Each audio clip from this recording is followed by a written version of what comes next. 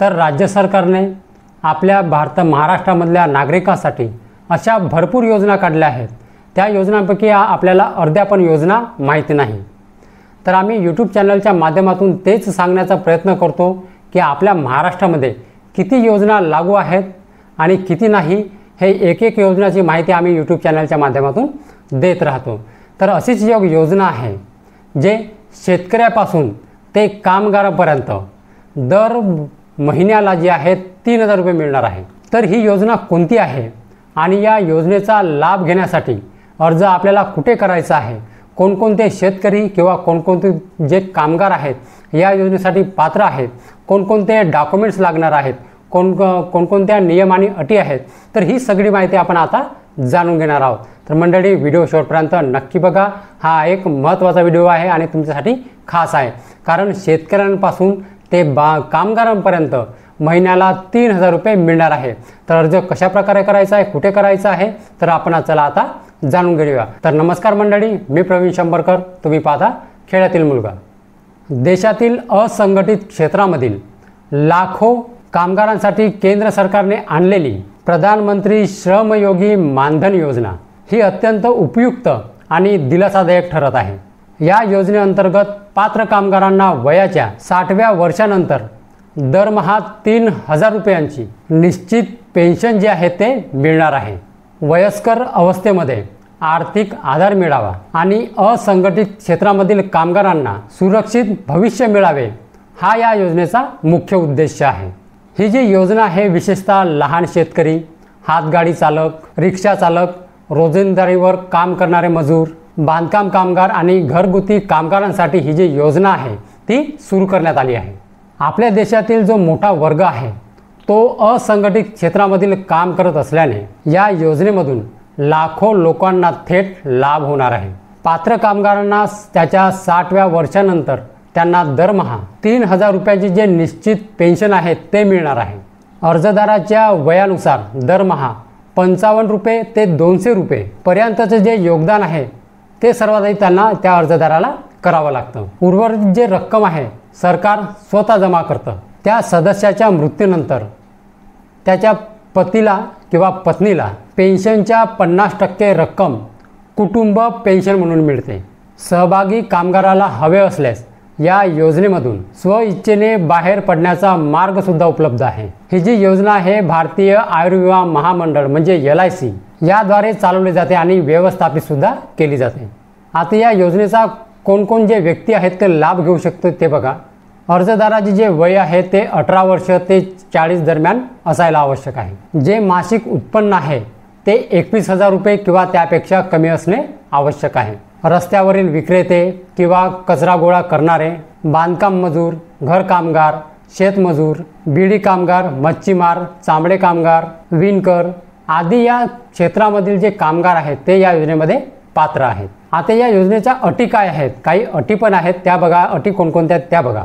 जो अर्जदार आहे तो EPFO किंवा ESIC किंवा NPS यासारख्या योजनांमध्ये समाविष्ट नसावा। त्यांना म्हणजे PF मिळत नसावा, ESI जे आहे ते मिळत नसावी। त्याच्यानंतर आहे महत्त्वाचा मुद्दा म्हणजे तो आयकर भरणारा नसावा आणि त्याचबरोबर इतर कोणत्याही सरकारी पेन्शन योजनेचा लाभ घेतलेला नसावा। आता या योजनेसाठी आवश्यक कागदपत्रे कोणकोणते लागणार आहेत म्हणजे डॉक्युमेंट्स कोणकोणते लागणार आहेत ते बघा। सर्वप्रथम आहे आधार कार्ड, त्याच्यानंतर आहे मोबाईल नंबर आधारशी लिंक केलेला असावा। ठीक आहे, तुमच्या आधार कार्डला जो मोबाईल नंबर आहे लिंक आहे तो मोबाईल नंबर लागणार आहे। बचत बँक खाते किंवा जनधन खाते IFSC कोडसह।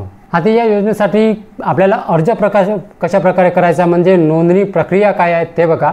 तुमच्या नजीकच्या कॉमन सर्व्हिस सेंटर म्हणजे CSC सेंटरवर तुमचं आधार कार्ड आणि बँक खात्याच्या तपशीलसह जा।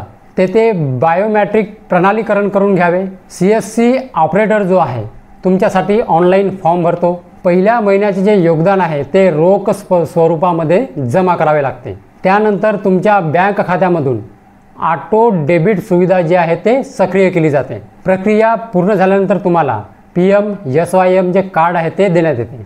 तर या योजनेचा लाभ घेण्यासाठी तुम्हाला 18 वर्षापासून किंवा 40 वर्षापासून तुम्हाला दर महिन्याला 55 रुपये ते 200 रुपये तुम्हाला सरकारला द्यायचं आहे। तेच सरकार जे आहे तुम्हाला 60 वर्ष झाल्यानंतर तेच पेन्शनच्या स्वरूपामध्ये तुम्हाला मरतपर्यंत, मृत्यू होतपर्यंत तुम्हाला 3000 रुपये जे पेन्शन आहे ते मिळणार आहे. आता तुम्हाला अटी, नियम, जे कुटुंबाचे वार्षिक उत्पन्न, डॉक्युमेंट्स कोणकोणते लागणार आहे ते सगळं माहिती जी आहे तुम्हाला मी दिलेली आहे. ठीक आहे. ही PM-SYM योजना जी आहे ही खास आहे. तुम्हाला समजा 60 वर्षानंतर तुम्हाला समजा 3000 रुपये पेन्शन घ्यायची असेल तर तुम्हाला या योजनेसाठी अर्ज करा. CSC सेंटरमध्ये जाऊन अर्ज करा, कारण तुम्हाला मोबाईलमधून करता येत नाही. ठीक आहे. CSC सेंटरमध्ये जाऊन तुम्हाला अर्ज करायचा आहे.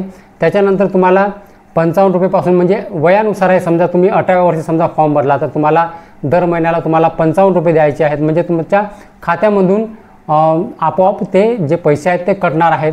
त्याच्यानंतर तेवढेच पैसे तुम्हाला जे सरकार आहे तुम्हाला त्या योजनेमध्ये टाकणार आहे. ठीक आहे. समजा तुमचे 55 रुपये कटले तर 55 रुपये जे आहे केंद्र सरकार जे आहे टाकणार आहे. म्हणजे असे झाले 55 110 रुपये.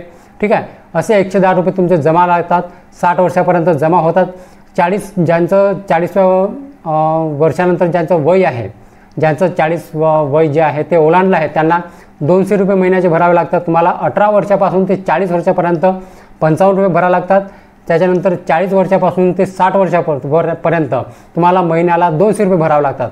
ही जी 60 वर्षापर्यंत तुम्हाला भरायचं आहे, त्याच्यानंतर तुम्हाला दर महिन्याला 3000 रुपये पेन्शन तुम्हाला मरेपर्यंत सुरू होणार आहे. समजा तुमचा अपघाती मृत्यू समजा झाला तरी तुम्हाला जे तुम्ही भरलेली जे रक्कम आहे 200 रुपये कटतात, जे 55 रुपये कटतात ते तुमच्या कुटुंबाला जे पेन्शन म्हणून मिळणार आहे, कुटुंब पेन्शन म्हणून मिळणार आहे.